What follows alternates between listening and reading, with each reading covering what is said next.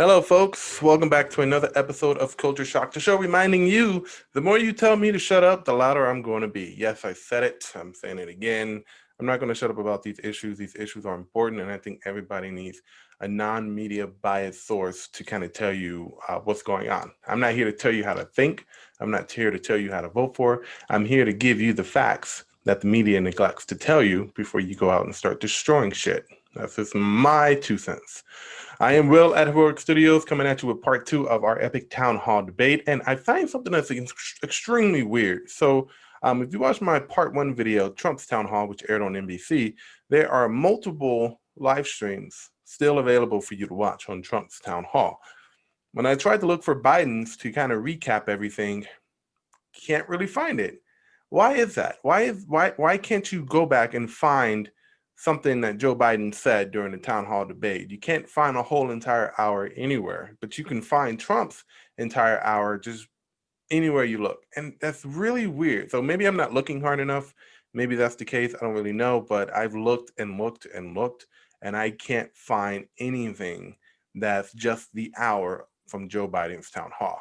All right, so in this video, we're going to go over Joe Biden's town hall, what he said, some of the things that I can remember. Of course, there's something that I might forget because I wasn't able to review his town hall for this video. So I find that really weird that I can't really do that. But I do remember some of the things that kind of stood out to me, and I'm going to go over a couple of those in this video today. So if you haven't checked out part one of this video, the one with Trump, go check it out. I thought Trump did extremely well, and I think he does well when he's not trying to prove a point over his competitor, Joe Biden. That's just me.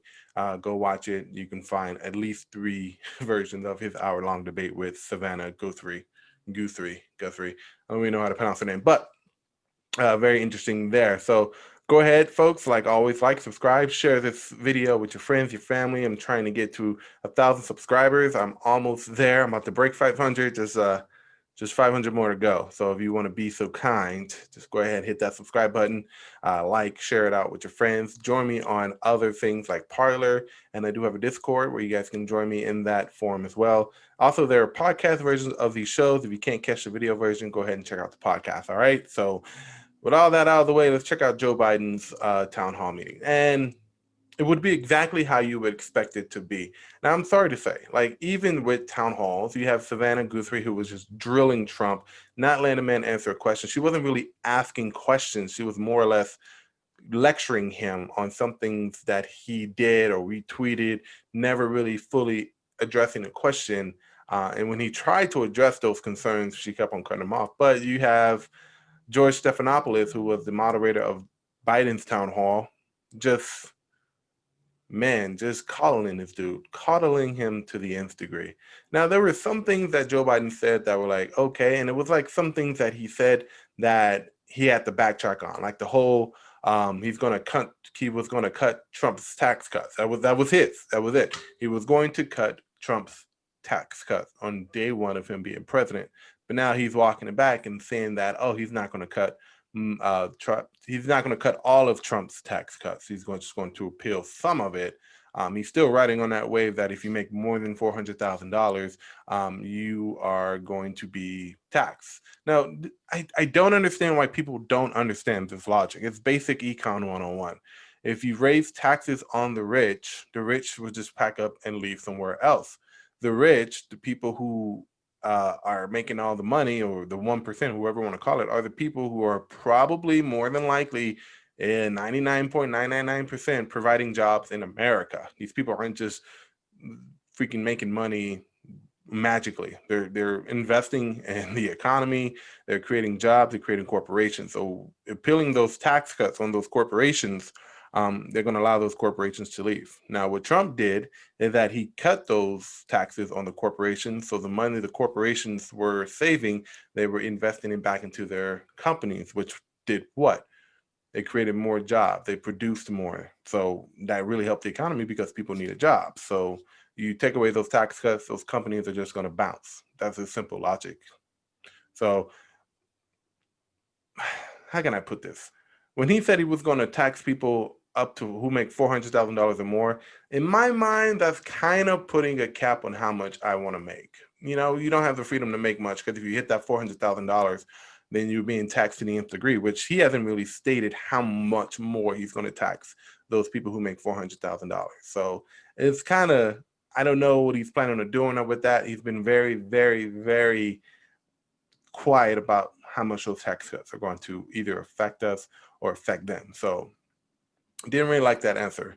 I'm trying to go off the top of my head here what I remember seeing. Like I said, I couldn't find the rest of his debate. I just found maybe one in which a black voter asked him, why should black people vote for you besides you ain't black? And I do have that clip, and I will attach it onto the end of this video so you can watch it for yourself.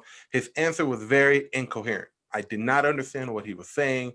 The question was, why should black voters vote for you? And the guy answered, because he said, if you ain't black, you don't vote for Biden.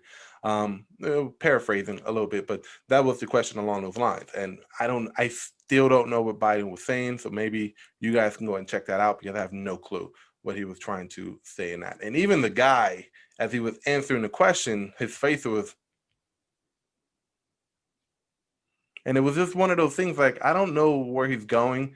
The answer took well over 7 minutes for him to answer. And it's like, I don't really know what's going on here. It didn't seem like Biden had a real cool answer. I guess he was caught off guard with that one question, you ain't black, because if you do remember, Biden did say that on a radio show a few months ago. So kind of hurting him there. But again, Biden, when he talks, he goes off of, he doesn't explain things well. I noticed that every time he answered a question from a guest, he would say, I hope I answered your question. If that were me, I would have been like, no, you didn't really answer my question, because you went off on like several different tangents and I didn't really quite understood what you said here. There was another question about police reform and how police should de-escalate the situation. And Biden flat out said that you should shoot him in the leg. You should shoot him in the leg. Shoot them in the leg. Instead of shooting to kill, shoot him in the leg. This is the guy that's running for the Democratic Party. This guy right here. Shoot them in the leg. I mean, he didn't even go to like trying to taser him or anything. He said, shoot him in the leg. So I don't really know what he's trying to mean there. So I wish I had more footage for you guys. I couldn't find that anywhere. I don't know how many times I have to say it, but it strikes me as odd that they wouldn't have the full debate so that people can go off and watch it on their own time versus, trying to go off the top of their head. But that debate, to me, I mean, it just wasn't up to fairness right here, because here's a man that you're saying is going to save America, but no one is asking the really pressing questions, like his son Hunter Biden, who on the same day of the debate, an article came out from the Washington Post about his son collecting money from foreign countries that Joe Biden was involved with during his campaign, during the Obama administration, when he was head of foreign affairs.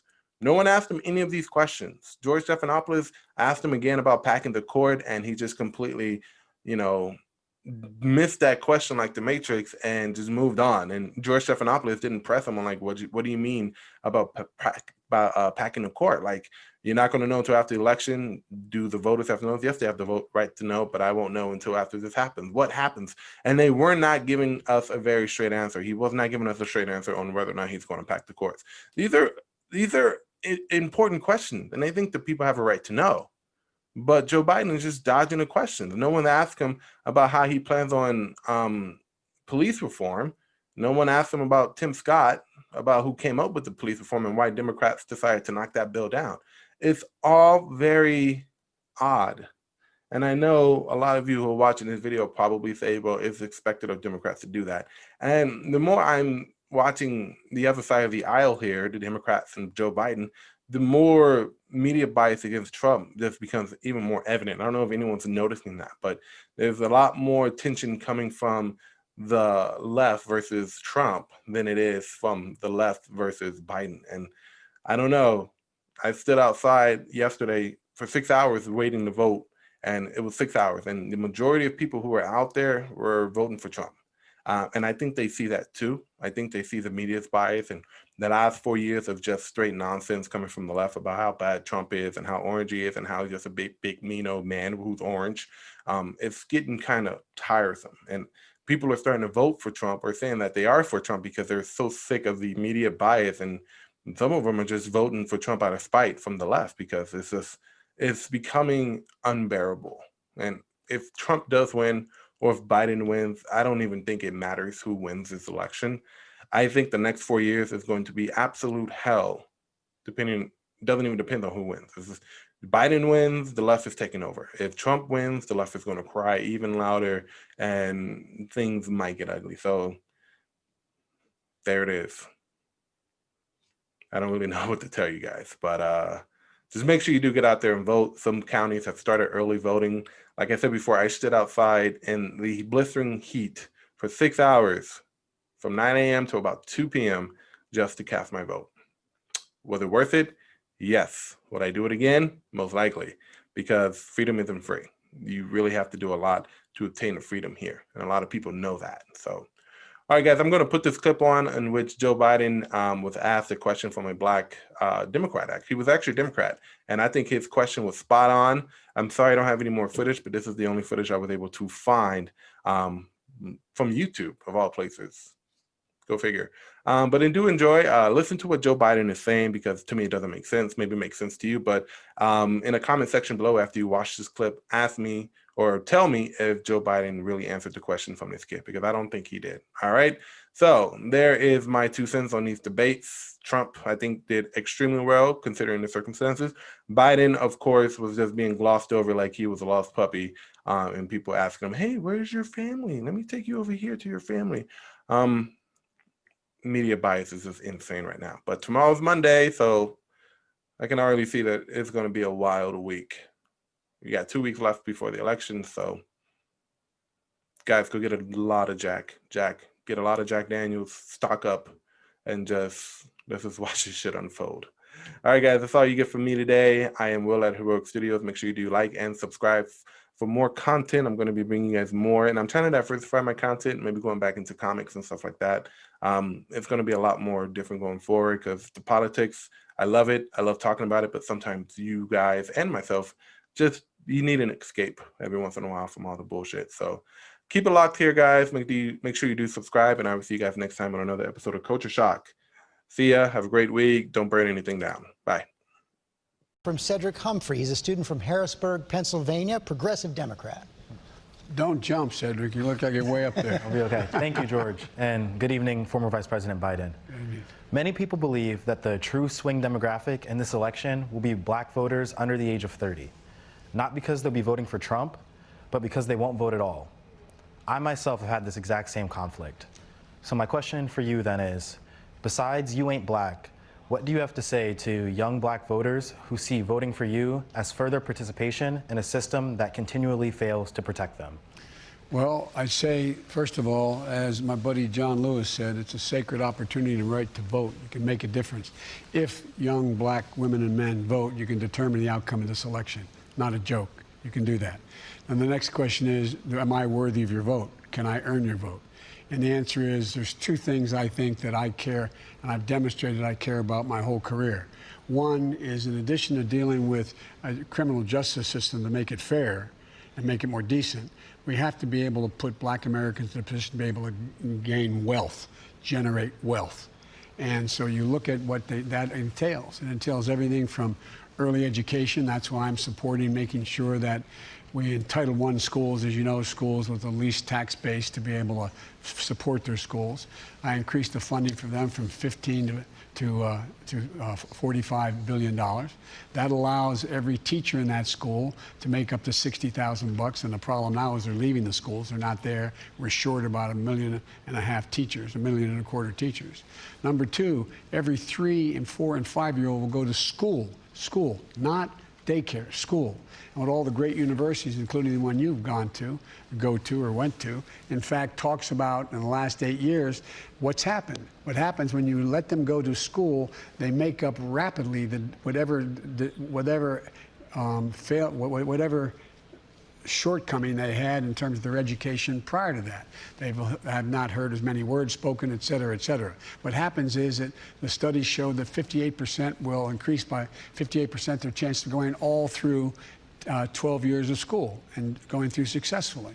We'll also provide for the ability to bring in social workers and school psychologists. We have 1 school psychologist in America now for every 1,507 kids. It should be 1 to 500, not just in schools that are poor, but in all schools.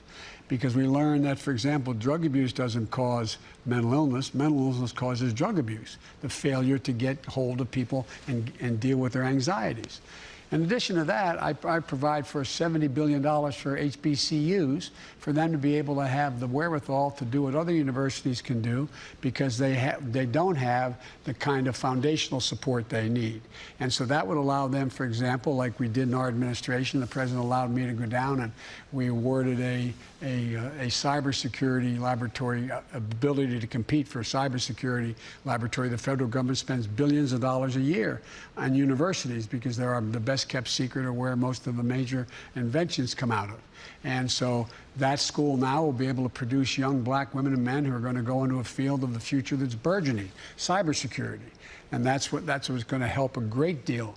In addition to that, if you're a young man about to graduate, or you graduated from school and you want to own your first home, or well, it's awful hard to get the money, depending on the background, what your economic background is, to get a down payment. So we're going to guarantee first-term home buyers a $15,000 down payment for first-term home buyers. In addition to that, what all the studies now show, and I've been arguing this for a long time, is young black entrepreneurs are just as successful as white entrepreneurs or anyone else, given a shot. But you can't get the money. Where do you go to get the startup money? So what President Obama and I did, we had a program where we took $1.5 billion, and we invested it in all the SBAs around the country, in the state SBAs, small business associations, and that generated $30 billion came off the sideline, because if you have a guarantee of $200,000 for your new startup enterprise, young entrepreneur, you're going to be able to attract, if it's government money as a guarantee, you'll be able to attract another $100,000. It generated $30 billion. Well, I'm changing that program, and I'll get this done without much trouble, I believe, in the Congress, from $1.5 billion to $30 billion to $30 billion. That'll take $300 billion off the sideline and grow, because and for example, if you, in fact, and I were the same age, and we split our differences and we were the same age, and we went to the same builder to buy us each the same home, but my home was in a white neighborhood on one side of a highway, and yours is in a black neighborhood. Same exact home. Your home will start off being valued 29% less than my home. Yet your insurance for that home will be higher. You'll be taxed more for it. We've got to end this. That's what got me involved in politics in the first place, a thing called redlining. We can change so much, that we can do so much to change the circumstances to give people a real opportunity. Cedric, did you hear what you needed? Oh, I'm sorry. I was just saying, do you hear what you needed to hear? I think so. Okay. Well, there's a lot more. If you're going to hang around afterwards, I'll tell you more. Okay. Let's get No, but I really mean it. It is the key. Look, this is the way every other. How do most, like my dad, he lost his job up in Scranton, and it took him 3 years to be able. He moved down to Delaware, to Claymont, Delaware, a little steel town, and sent us home to our grandpop to live with him. We finally got back. We lived in apartments, became 6 and 8 housing. Much later it wasn't. It was just normal apartments. But it took him 5 years to be able to buy a home. Well, we bought a 3-bedroom home with 4 kids and a grandpop living with us, but it accumulated wealth. You built up wealth. That's how middle-class folks make it. They build up wealth. Then he was able to borrow a little against that to be able to help us get to school, those kinds of things. It's about accumulating wealth. And you're behind an 8 ball. The vast majority of people of color are behind an 8 ball. And it's the same way what's going on now with all this money that's been voted. What's happened? You go to the bank, if you're a black businessman, and the president fired the only inspector general to oversee all this help coming from the Congress. And what happens? You go in and they say, do you have an account here? No. Do you have a credit card with this? No. Have you borrowed from us before? No. We bail these suckers out. They're not liable for any of the money, but they still won't rent it. They still won't lend it to you. We got to change that. It's about accumulating wealth. Hi, everyone. George Stephanopoulos here. Thanks for checking out the ABC News YouTube channel. If you'd like to get more videos, show highlights, and watch live event coverage, click on the right over here to subscribe to our channel. And don't forget to download the ABC News app for breaking news alerts. Thanks for watching.